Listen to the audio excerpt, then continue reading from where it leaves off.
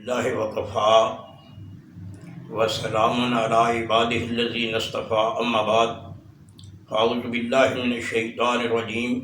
بسم اللہ الرحمن الرحیم۔ مسلمانوں کی اجتماعی عبادت نماز میں ہے، اور نماز کی باضابطہ صف بندی ہے۔ مجھے آج جو آپ سے بات کہنا ہے وہ یہ ہے کہ پہلی صف میں کھڑے ہونے کا ثواب کیا ہے۔ نبی اکرم صلی اللہ علیہ وسلم کی ذات اقدس نے ارشاد فرمایا ہے، اگر تمہیں پہلی صف کی فضیلت کا علم ہو جائے، یعنی ثواب کا پتہ چل جائے، تو تم قرہ اندازی کر کے پھر صف میں جگہ بنایا کرو، صف میں آ کر کھڑے ہوا کرو۔ نبی اکرم صلی اللہ علیہ وسلم ایک تلقین کیا کرتے تھے، تقدموا فاتموا بی ولیتم بکم من بعدکم لا یزال قوم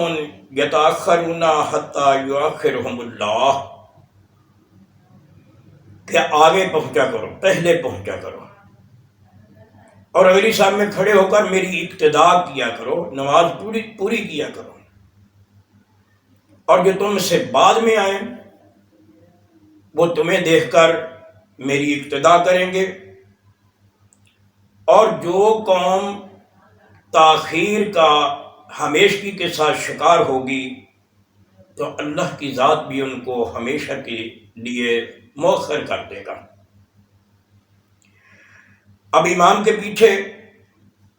کھڑے ہونے کا طریقہ کار کیا ہے کہ امام کے بالکل پیچھے حافظ قرآن، عالم، قاری کو کھڑے ہونا چاہیے، اس لیے کہ اگر ضرورت پڑ جائے کہ امام بے وضو ہو گیا یا امام پر کوئی ایسا حادثہ ہو گیا جس سے امام نے اپنی جگہ کو تبدیل کرنا ہے، تو پیچھے کھڑے ہونے والا آدمی امام کی جگہ لے سکے اور لوگوں کو جماعت کرا سکے۔ جیسے حضرت عمر رضی اللہ تعالیٰ عنہ کو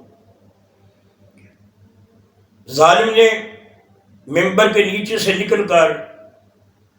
دوران جماعت خنجر کا وار کیا، جس سے حضرت عمر رضی اللہ تعالیٰ عنہ زمین پر گرے، اور گرتے گرتے اپنے پیچھے سے پکڑ کر آگے آدمی کو کھڑا کیا جو ایک حافظ تھا، عالم تھا، قاری تھا۔ گویا بات کہنے کا مقصد یہ ہے کہ امام کے پیچھے عالم، حافظ، قاری کو کھڑا ہونا چاہیے۔ آپ صلی اللہ علیہ وسلم کا فرمان گرامی ہے،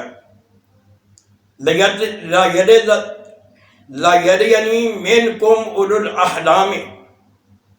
والنہا ثم الذین یلونہم ثلاثا وإیاکم وحیشات الاسواق، تو میرے قریب بالکل پہنچ کر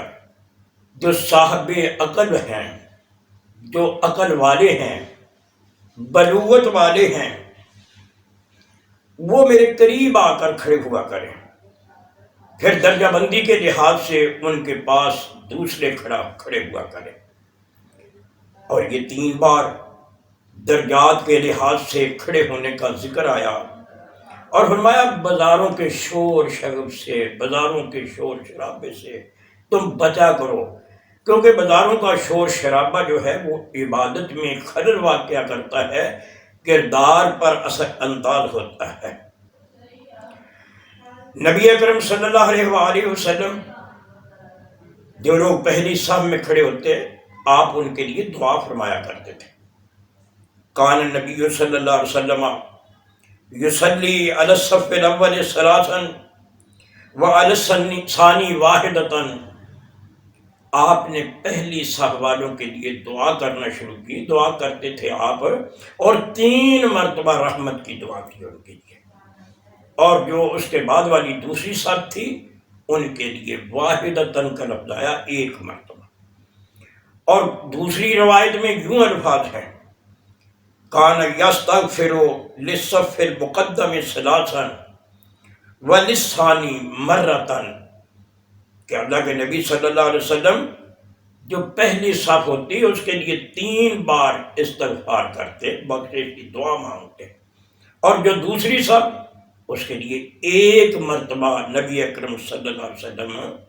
بخشش کی دعا کرتے ہیں۔ گویا یہ پہلی صف کی بہت زیادہ فضیلت ہے، اور اگر بالفرض ایسا معاملہ ہو کہ صرف ایک امام ہے، ایک مقتدی ہے، تو اب پھر کیسے کھڑے ہونا ہے؟